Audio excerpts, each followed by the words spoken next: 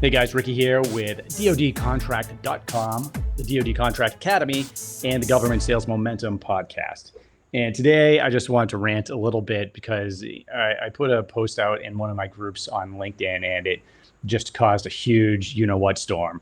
And it's basically started out with something I'm sure you've heard me say before, which is, when I was a program manager, by the time a solicitation came out, I usually knew what company that either I wanted to hire or I knew what companies could actually perform the work that we were looking for. And my first line was something like that in this post. And, it got a lot of attention. Most people knew exactly where I was going, but there were a few negative comments on there. I'm guessing they didn't read the entire post or they would have known where I was going, and I don't blame them. Those comments looked like something for, hey, this just proves that the acquisitions process is broken if there's predetermined outcomes and blah, blah, blah, blah, blah. And, usually I can spot those comments because I've consulted with, I don't know how many companies that have come to me with a similar outlook. Like, hey, Rick, we think it's rigged, or we think that, we see the same people winning over and over again, or maybe there's favorites within the government. That was not the point of my post at all. The point is that no acquisitions team is just going to receive a requirement from the government, right? So I wouldn't receive something saying, hey, the warfighter needs this technology now. It's, this advanced waveforms, blah, blah, blah. Or, hey, or maybe we need this large construction project on base, or maybe a command and control system for the flight line. Whatever it is, the program manager and the contracting officer are not experts at those things. And, we might have an engineering team, but they probably didn't spend their whole careers on those things either, right? We need to put together, if we have to put together a solicitation, we need to be able to reach out to the experts and figure out what requirements do we actually need in there. And so who are the experts, right? Well, some of the research labs might have some advanced technologies we can talk to, but it's really the companies that, and a lot of times it's the small businesses that are putting together innovative solutions that have been doing this their whole career. They're the experts. That's why we put out things like requests for information and sources sought. That's why this whole process exists. Like, we couldn't put together something like that if we weren't taking industry input ahead of time. And so when I read comments like that, I don't get mad at them. I get mad that there's so much misinformation out there about defense and government contracting that some companies don't even know this phase in acquisitions exists. And as soon as they hear about it, they think something's off, but they don't realize the whole point, especially with defense acquisitions, is the warfighter. The warfighter has a problem. The military man or woman has a problem that needs to be solved. We need to solve it, right? And we need to solve it legally, but we need to solve it quickly, and we need to give them the best possible solution for the dollar. What defense acquisitions isn't, or defense contracting, it's not a jobs program. Everybody doesn't get a trophy.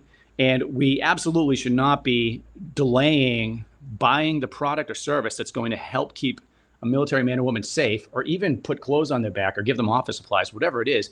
We need to be able to do that efficiently and effectively. And the only way, in a lot of cases, to do that is by starting in this market research phase, which happens way before solicitation, where we're actually figuring out what we need, what can solve the problem.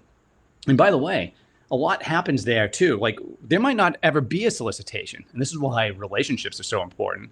And by finding opportunities, and this is what we teach in the academy, this is where I focus everything. You need to be right here before the solicitation, because, as an acquisitions team, you're not thinking, hey, what is the way that we can do a huge contracting, huge timeline, huge competition to get 100 companies bidding on something and get it out to the warfighter in 3 years. That's not the point, right? Hey, what can we do as efficiently and effectively as possible within the bounds of the law?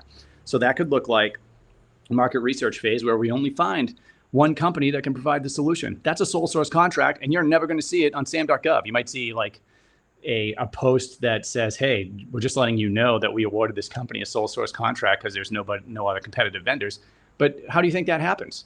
It happens before the solicitation. There's nothing nefarious going on here. This has to happen. We have to have this phase, or else we can't do our jobs, right? So this is where you need to be. You have to be in this pre-solicitation phase, developing relationships, working on what we're actually going to purchase. And, it's not just sole source contracts that can happen here.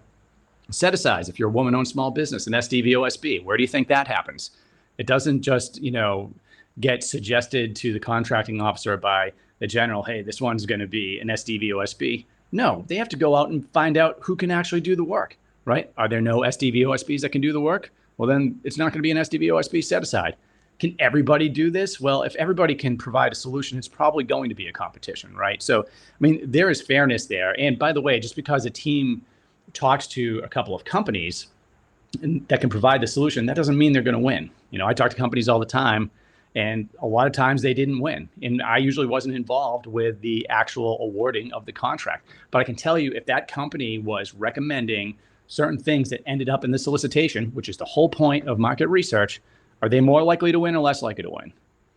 If they recommend something that their company can do, right? If it's a automation system and they use a database that you don't have, like you don't use the same type of thing, but it's a requirement, are you going to win that contract? What if they're recommending certifications that their guys have and they convince the program office that that makes sense because of a track record of success and you don't have those certifications? What if they recommend a certain contract vehicle? All of those things happen prior to a solicitation going out, if a solicitation ever goes out. All right, that's a big if, by the way, right? Because they're trying to do things quickly and effectively. So where do you think you really need to engage? Are you just going to be a proposal factory that is going to spend a lot of time putting together RFP and RFQ submissions based on requirements that a bunch of other companies helped the government come up with?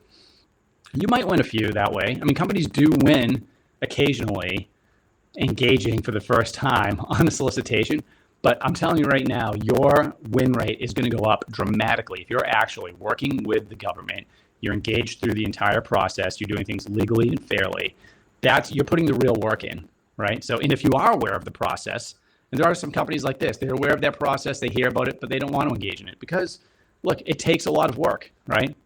But if you don't want to put the work in, don't complain on the other side when you don't win, because you didn't even come close to putting in the same amount of work as your competitor who knows exactly how this works and is trying to provide value to the warfighter, to the military. And then in the end, maybe they win. Maybe somebody just like them has won because they did the same thing. There are a lot of variations that go into this. Why someone wins, doesn't win. It could be a problem with the proposal. Because eventually, if it's a competition, you do have to write a proposal. I'm not saying you don't, but very important that you are engaged before that. So I know this one was just a rant, but hopefully you got some benefit from it. You can go to dodcontract.com, and all of anything I post in LinkedIn or anywhere else is in our blogs. So there's a blog and a podcast section there. So you can listen to any of the podcasts there as well. You can read some of the blog posts that I put together. Hopefully this helped you. And if you are interested in learning how we help companies go on contract with the Department of Defense, go to dodcontract.com. Our academy is loaded with, I don't even know how many training modules are in there, but we basically have step-by-step frameworks for every step of the process, from developing relationships with the government, how you get those meetings, who's your customer, finding your customer, influencing requirements, everything that you need to win that contract prior to the solicitation, right? And when I say that, I mean putting yourself in the best position to win. That's what we're focused on in the academy. Our students are doing great. We have a great community.